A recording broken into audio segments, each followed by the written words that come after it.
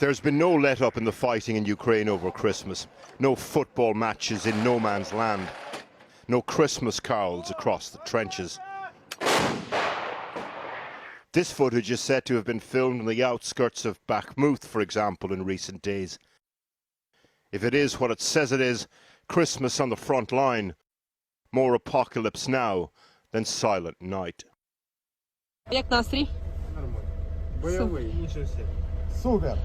Any suggestion that the Ukrainians might take Christmas to rest and regroup is blown out of the water now.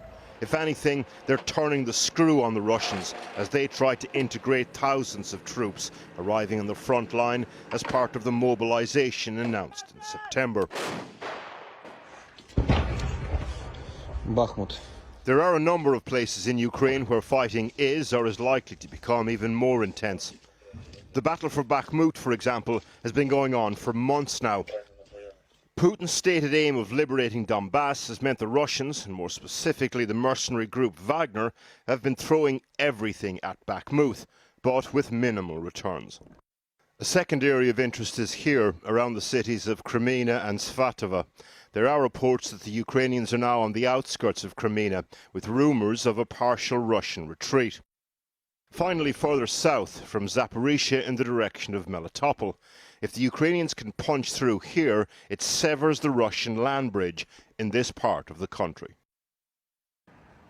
The Ukrainian military, though, continues to warn that Russia is preparing for a new large-scale attack on the country in the new year.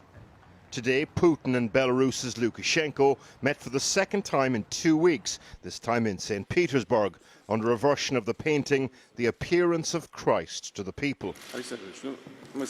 Another meeting prompting more speculation that Putin is trying to cajole Belarus into joining his military campaign in Ukraine rather than just facilitating it, something Lukashenko has so far resisted.